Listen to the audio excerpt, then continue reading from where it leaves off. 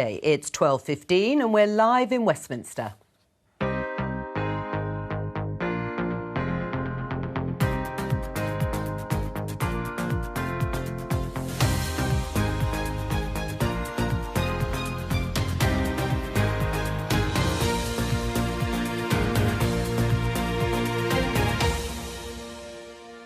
Joining me today, the Conservative MP Damian Collins, the Labour peer Jenny Chapman, David Runciman, Professor of Politics at Cambridge University and host of the Talking Politics podcast, and the writer and commentator Timandra Harkness.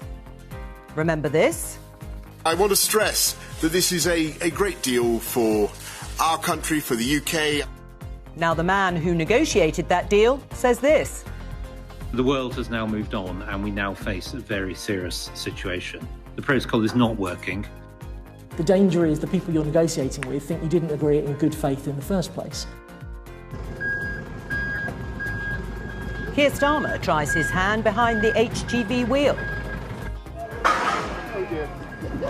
You'd have failed your test. OK, very good.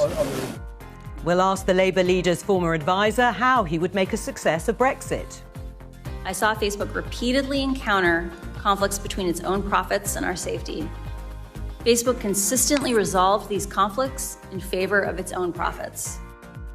Will this whistleblower change how we regulate tech companies in the UK? And should this academic lose her job over allegations of transphobia?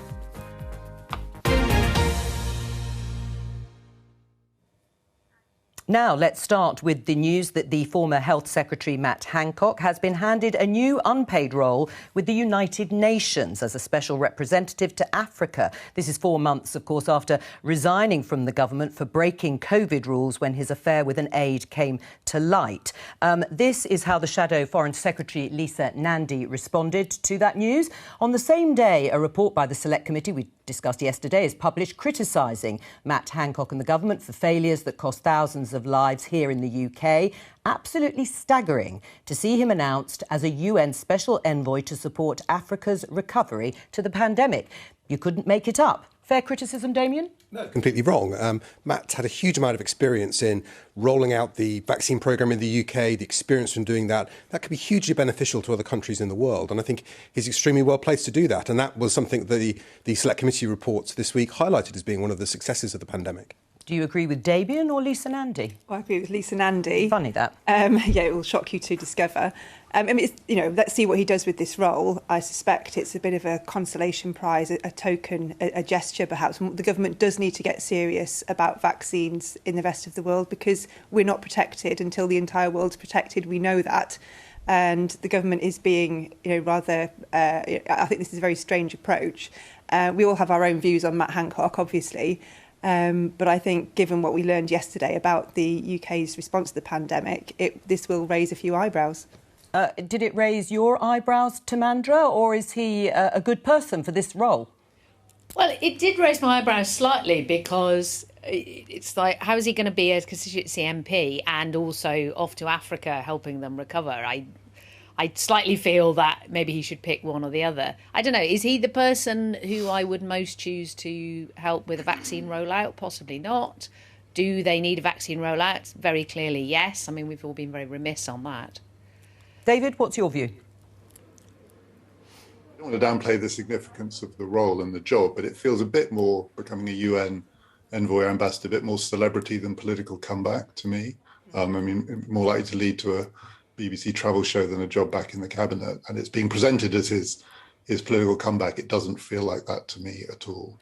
Yes, well, a BBC travel show, we can all aspire to that, can't we, in the future? Let's leave it there and talk about relations between the EU and the UK. It's been a busy few days. The Brexit Minister, David Frost, gave a speech yesterday saying that the protocol isn't working. Later on this afternoon, we're expecting proposals about the Northern Ireland Protocol. That was part of the withdrawal agreement to keep the border open on the island of Ireland. But the proposals will be around reducing checks in some way between Great Britain and Northern Ireland. Let's have a look at how a couple of the papers are covering it. The Guardian, EU to offer olive branch on Northern Ireland goods.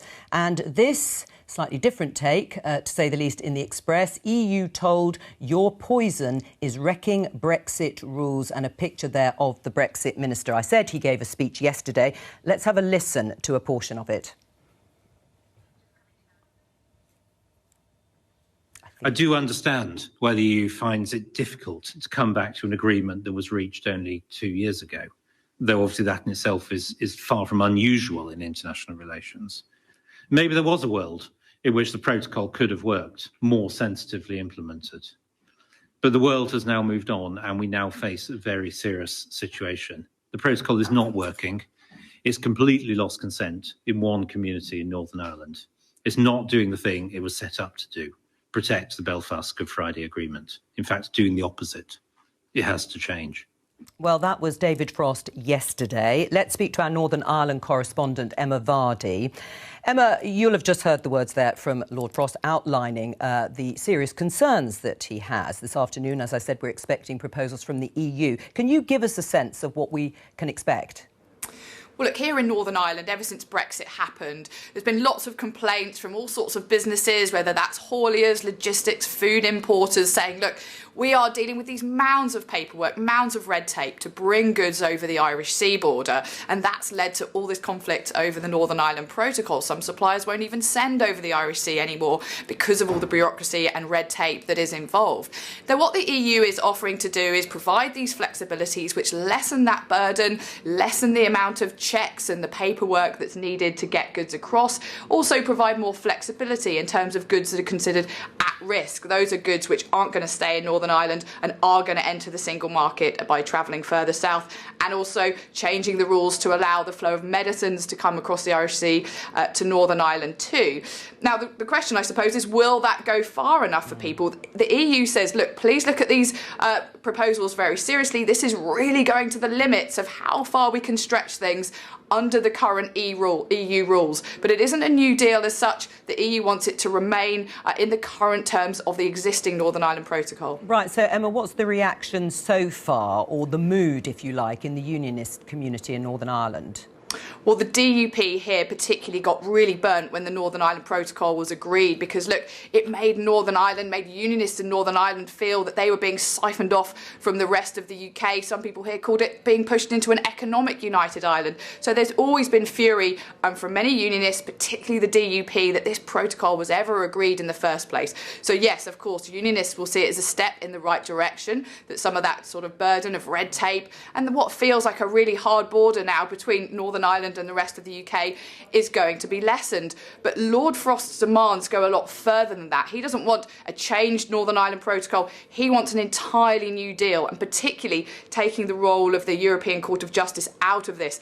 The DUP will absolutely want that too. They've been under pressure from voters and their supporters over the fact that this kind of deal, which was which made unionists so angry, was allowed to happen at all. So the DUP will want the UK to take the hardest possible stance against the EU. So Jeffrey Donaldson, leader of the DUP, has said he could walk out of Stormont, collapse the power sharing deal here if they don't get what they want. So there's some really serious consequences that could potentially come from this. Emma Vardy there in Belfast, thank you very much. Damien, let's just go back to sort of first principles. Ripping up an agreement that the government only signed up to and championed, heralded it, in fact, 2 years ago. People will just be incredible about that. I think what people find incredible is the way the EU have tried to enforce the Northern Ireland Protocol. David Frost is right. There was a chance this could have worked. But to have all these checks on goods going between the UK and Northern Ireland, Great Britain and Northern Ireland, I think are unnecessary. I don't think anyone believes that moving sausage meat from Birmingham to Belfast is undermining the European single market.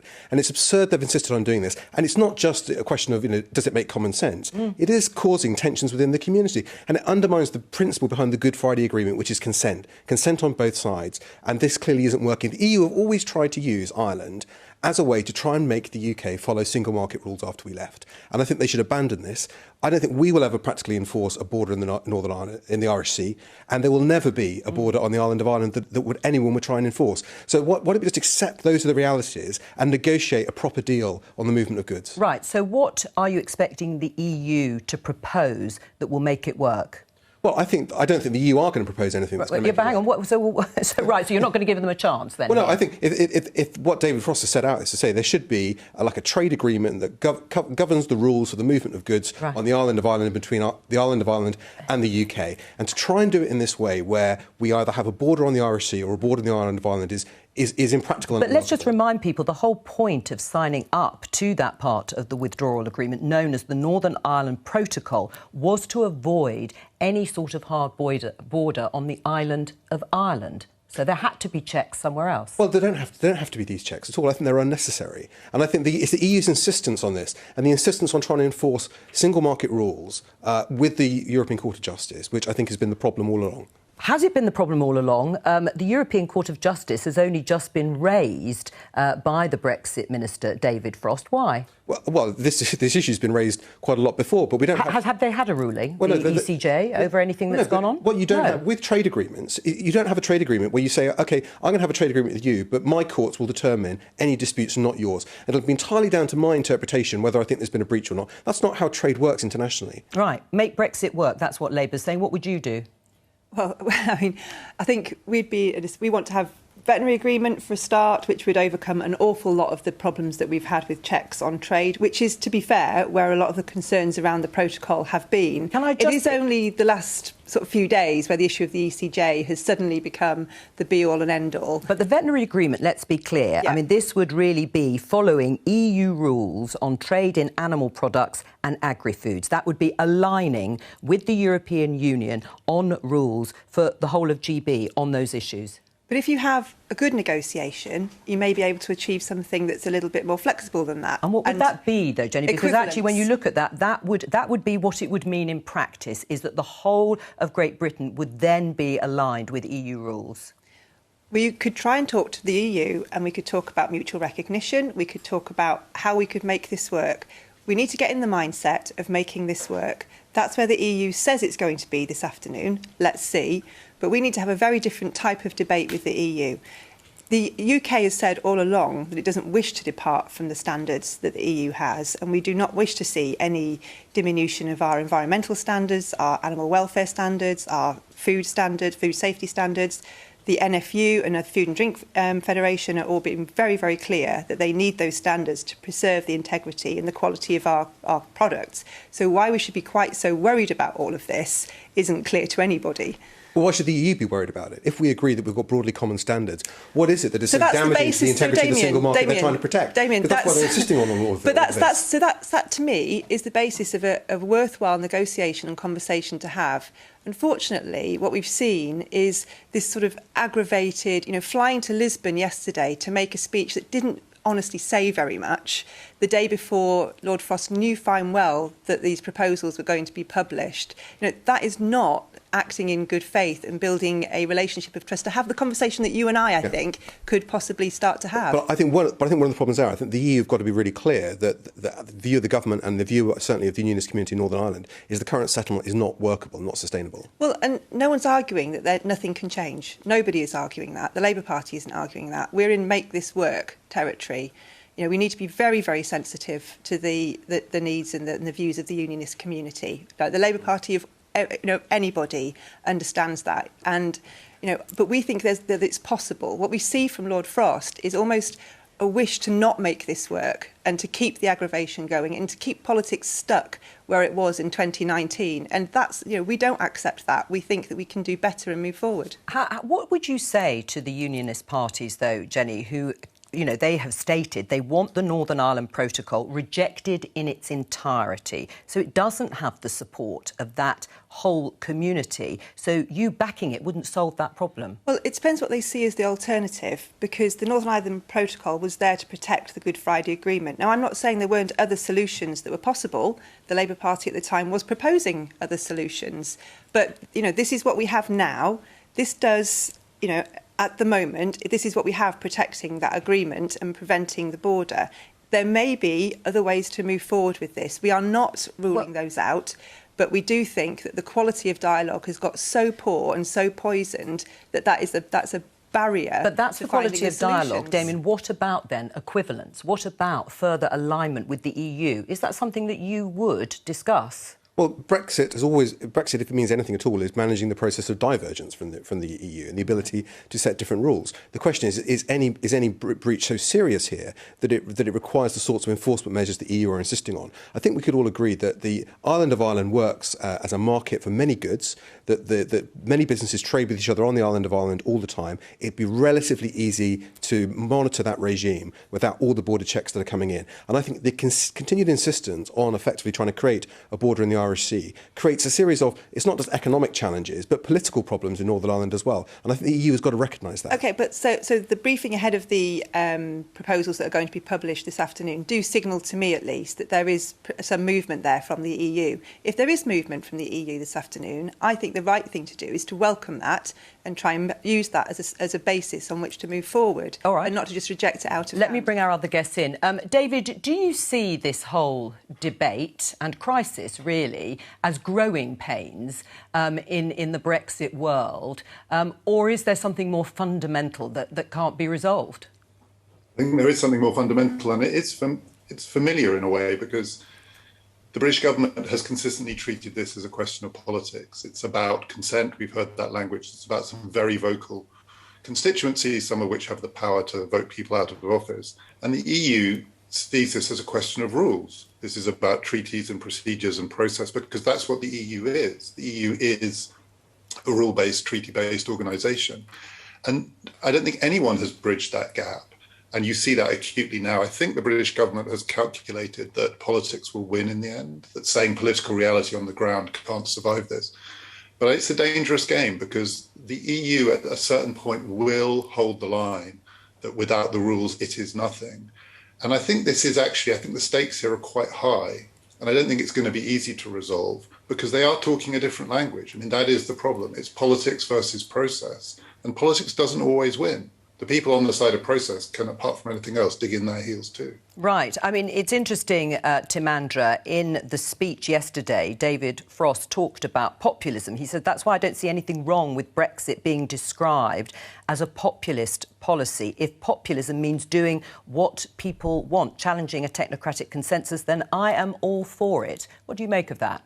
Well, yeah, in a way, that's saying, I think, the same thing as David just said in slightly different language, that you have politics, which is the expressed will of voters in a democracy, and then you have process, you have rules, you have a kind of managerial approach, which absolutely is what the EU is set up to be. It was set up so that people could manage running things without having to have too much interference from the demos voting. And then they rashly gave us a chance to vote with Brexit, and here we are. I mean, practically, I kind of wishing that we'd been having these kinds of actual conversations about how to make this work 5 years ago, instead of, I think, a lot of people hoping that Brexit wouldn't actually happen. But it's a slightly anomalous situation. Northern Ireland is part of the United Kingdom of Great Britain and Northern Ireland, and of the island of Ireland. And so the island of Ireland is part of, in a way, is part of both the United Kingdom and of the European Union. And both sides are going to have to recognise that, I think, and be a bit flexible and a bit reasonable if we're going to get something that will work. Because, I mean, to turn it around, if you said to Ireland, the Irish Republic, I'm sorry, now because we don't want a hard border, you have to do checks on everything that comes into you from the European Union. And if there's a dispute, you have to be ruled by the British courts. I think they would rightly be outraged. Yes. So, I think we have to look at this in a balanced way in that sense. Well, Jenny, picking up on what Timandra and David have said, people want conversations which we should have had perhaps a few years ago, rather than people who wanted Brexit to be stopped. I absolutely agree with that. Like Keir Starmer. I mean, he was the shadow. Well, he was the shadow Brexit minister who did want a second referendum at the least. In the very, very end, where there was a complete impasse, and it didn't look like there was another way forward. The government was in a complete mess, as you remember, and it was a way of breaking the deadlock. But you will now also remember us holding out, in face of great criticism against adopting that position. Has Keir Starmer, though, now really got it on Brexit? Those comments made by David Frost. I mean, has Keir Starmer learnt the lesson about what it is people wanted when they voted to leave the EU? Oh, I mean, Brexit's happened. We have to get out of this mindset of having that argument. But I think the government did quite well out of that argument, actually, and doesn't mind us staying stuck in that loop. But the Labour Party, and Keir in particular, understands that we have left the European Union. We need to make this work now. He led the Labour Party to vote for the deal to make that point. We have to move on. And our sort of future prosperity and security as a country depends on how we conduct ourselves now on the world stage with our nearest international partners in particular. We're being judged on this. We want to do trade deals around the world with new countries. They're looking at the way we conduct ourselves, so we need to up our game. But I think people looking in on this would think actually the EU position, I think, is an unreasonable and unworkable one. I agree with what David said there, that actually if the EU's backstop position on this is to say, well, if you don't agree to the Northern Ireland Protocol, to use that term... I was going to say, let's not go back to backstops. If you don't agree on that, then we will basically enforce a border on the island of Ireland. Everyone knows they will never do that, and it would be impossible to do. But hold on, you're mischaracterising what's being said, and they have said we're going to publish some... pragmatic proposals this afternoon. Let's wait and see what those proposals are, and I'm sure we'll pick up on it tomorrow, because we're going to talk about Facebook. We showed you a little clip there of the whistleblower Frances Haugen at the start of the programme. She has accused the social media giant of putting profits before safety. Let's listen to a little bit more of her evidence she gave to a Senate hearing in the US last week. I saw Facebook repeatedly encounter conflicts between its own profits and our safety. Facebook consistently resolved these conflicts in favor of its own profits. The result has been more division, more harm, more lies, more threats, and more combat. In some cases, this dangerous online talk has led to actual violence that harms and even kills people. Frances Haugen there. Let's show you this BBC News story. Facebook whistleblower to appear before UK Parliament because she's going to be appearing before the Online Safety Bill Committee later this month. That's the group of peers and MPs examining the government's legislation that aims to tackle harmful content online. You're chairing that committee, Damien. Why do you want to hear from her? Because I've spoken to Frances Haugen. She's got a huge amount of experience from inside of Facebook, and in particular dealing with a very important problem that's part of online safety, which is not just content moderation, but looking at the active role companies like Facebook play in promoting content to people. What people experience and see is personalised for them based on what the company thinks it wants them to see. But if that is a vulnerable teenager who has been exposed to images of self-harm or that glorify self-harm, the chances are the company will serve more of that to them. I think the research that she's published as well is absolutely crucial. With Facebook and Instagram are doing research looking at the impact their services have on young users. Yes. They're saying that a third of teenagers feel feelings of depression and anxiety. Sure. But crucially, and this is the chilling thing in it, they know this happens. They're not correcting it. But actually they say, but it's okay because they feel so addicted to the app they can't stop using it. So from a business point of view, we don't have to address this harm. As a father of a 14-year-old girl, I find that particularly shocking. Right, and how does that relate to the online safety bill here?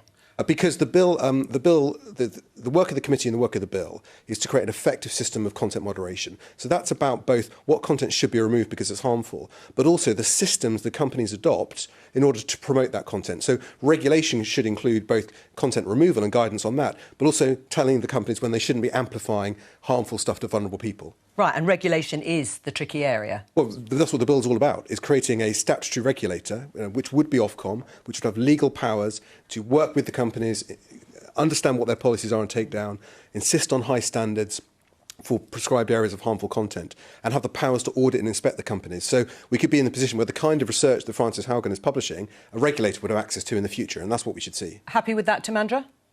No, I think I have some concerns with the online harms bill in its current form. I mean, I think it's called isn't it called the Online Safety Bill at the moment? But that's fine. Which I think is quite an interesting change of terminology. I think what it's essentially trying to do is exert some control over what we see and read online, but outsource that job to companies. So instead of actually saying, well, we don't trust these big international companies to set standards, and we are going to tell you what is tolerable and what is not online, and if anything else comes through, then you're blocked.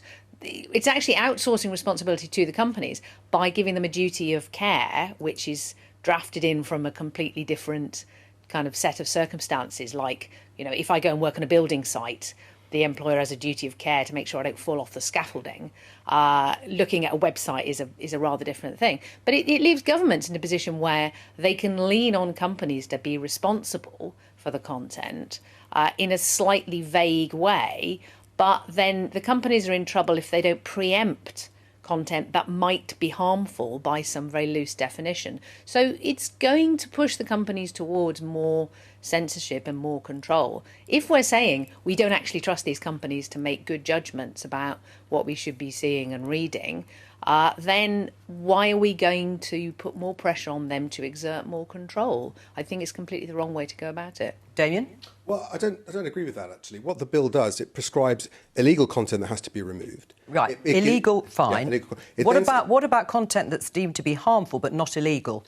Well, that can be both the certain aspects of content. I mean, cyberbullying is a good example of that. And that can also be a systems effect from the platform. If someone is being bombarded with information over a long period of time. If we look at, say, what happened in Washington on the 6th of January with the insurrection there, the words "Stop the Steal" are not necessarily harmful content. It's not necessarily hate speech. Right. But a systems effect to organise an insurrection where 5 people died, that is a harmful piece of incitement. And what are the responsibilities of platforms there? At the moment, we have basically have a situation where the platforms can say, well, this is user-to-user content. We are neutral. We're not involved in this. And that's not the case, because they are curating content. They're directing people to content. They've created the systems that people can use. So the key area, what we're working on as a committee, I think, is to say where we're saying there is a certain category of content which is harmful but not illegal. I think we need to be quite specific about what we mean about that and what we expect the companies to do. Right. But this is absolutely Parliament and the government setting standards and giving later the power to impose those standards on companies. That is absolutely leaving it to themselves. I think they've demonstrated that they can't do this on their own. Are you assured by that, Timandra? Well, no. I mean, I think that's a slightly misleading description, because the regulator will be there to check whether the companies have done things after the event. And so the companies would be in a position of, well, this content is not illegal, but will it be deemed harmful at some future point by some government because of some consequence of it being here? We had better preemptively remove it. And so you are basically handing to the companies a kind of unlimited responsibility to remove things and stop us seeing things. And I just think that's the worst of both worlds, because you're neither being transparent about what exactly is it that we're not meant to see. I mean, far from everybody who saw the Stop the Steal things got involved in armed insurrection. So at what point do you say this content is too dangerous for ordinary people to look at? But you're not actually being transparent about setting that standard, and you are expecting companies to enforce it at peril of very large fines. Do you accept that, Damien? No, I don't, because what the regulator's job is to do, apart from the legal content, its first job is to work with the companies and say, what are your policies? What will you say you will do?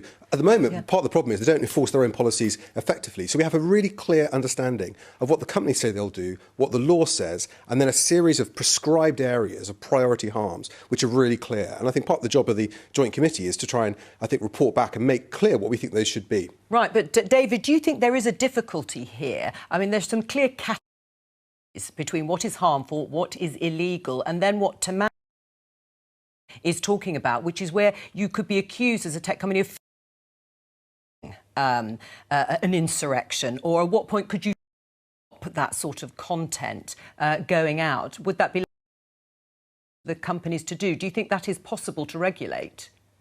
No, frankly, I think it is extremely difficult. Facebook does put profits above safety. It is based on addictive behaviours. Its business model is to have us addicted to its products. And so trusting it to somehow rectify these harms, it seems to me we wouldn't ask tobacco companies to regulate the harms that they produce. And this isn't that different, except the difference is much harder to regulate, because with tobacco companies, we can product, but these products are free. There's very little competition. Facebook buys up its rivals rather than being out-competed. And it has too much power. I mean, that seems to me the basic problem here. Facebook, Mark Zuckerberg, has too much unaccountable power. It's a very top-down autocratic organisation. It's very secretive. And I think there's a limit to what the UK Parliament can do. I think it's great that whistleblowers are invited. I think airing these issues is really important, and more public knowledge is important too. But it's probably the US government that has to act here. And I don't think it has the appetite. I don't think the Biden administration has shown the appetite. And this gets kind of wound up with much bigger questions. I've been told that the US government actually thinks that regulating the big tech companies might leave it behind China in the great AI war, the race to AI. And those questions take priority. So awareness is good. I think we need to know that there are real harms being caused here. But regulating these companies by expecting them to change their behavior seems to me to be a fairly hopeless endeavour. Right, a hopeless endeavour. Limit to what you can do. Well, no, that's a regulator with the power to audit companies, to see what's going on, to impose massive fines of 10% of global turnover if they get things wrong, they don't comply with the regime. This gives us something we've never had before, which is the ability to actually understand what's going on inside the companies and to make them responsible for their content and to impose penalties if they're not. And so that is a big step forward, and we could be, I think, the first country in the world to create a regime like that. Right. Do you share... Yeah, sorry, David, go. Yeah, just to say, I mean, I don't want to sort of downplay the significance. Everything starts with small steps, but we have to understand what we're dealing with here. These companies change the way they operate on a daily basis. I mean, how they actually process information and share it with their users is something that they're constantly adapting. And they have shown with tax regimes an extraordinary ability to wriggle out from under national obligations. Of course, we should do everything we can, but I do think that this is going to be challenging, and part of this has to be international. And it does, I'm afraid, depend a lot on the appetite of the US government. I think if Elizabeth Warren was president, we might be in a different space, but she isn't. Joe Biden is, and I suspect he's got other priorities. Is it a hopeless endeavour, Jenny?